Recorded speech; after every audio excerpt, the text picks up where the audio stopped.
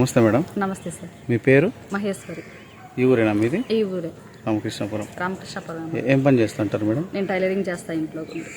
చదువుకున్నారు ఏమైనా? చదువుకున్నాను. ఏం చదువుకున్నారు? నేను ఇంటర్ వరకు చదువుకున్నాను. మరి ఎక్కడ జాబ్కి ఏం ట్రై చేయలేదా? మీ జాబ్కి అయితే ఏం ట్రై చేయలేదు. మా హస్బెండ్ చదువుకున్నాడు, తను ట్రై చేశాడు, కానీ ప్రస్తుతానికైతే ఏం రాలేదు.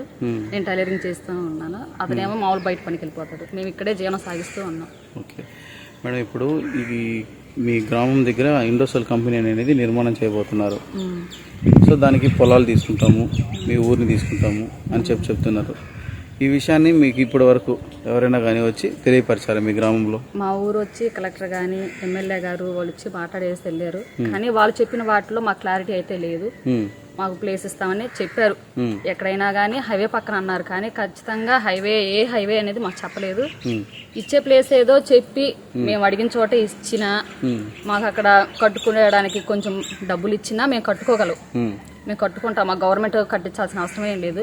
మాకు ఇవ్వాల్సిన అమౌంట్ మాకు ఇచ్చేసి మాకు ఇస్తానన్న ప్లేస్ కూడా ఎక్కడో ఇచ్చేసేస్తే మేము వెళ్ళిపోతాం. మాకు ఇచ్చే అమౌంట్ కూడా 2 సార్లు 3 సార్లు ఇలా అయితే మాకు వద్దు. మాకు స్పాట్ లోనే అప్పటికప్పుడికే మాకు ఇచ్చేసేయండి. ఒకవేళ పొలాలకు ఇచ్చే అమౌంట్ కూడా మాకు విడతల వారీగా వద్దు. మాకు పొలాలకు ఇచ్చే డబ్బులు కూడా ఒకేసారి ఇచ్చేసేయండి. ఏదైనా కానీ ఒకేసారి ఇచ్చేసి మమ్మల్ని అడగండి, మేము ఆటోమేటిక్ గా మీరు అడగకముందే మేము సైన్ చేసేసి మేము వెళ్ళిపోతాం. సిద్ధంగా ఉన్నాం.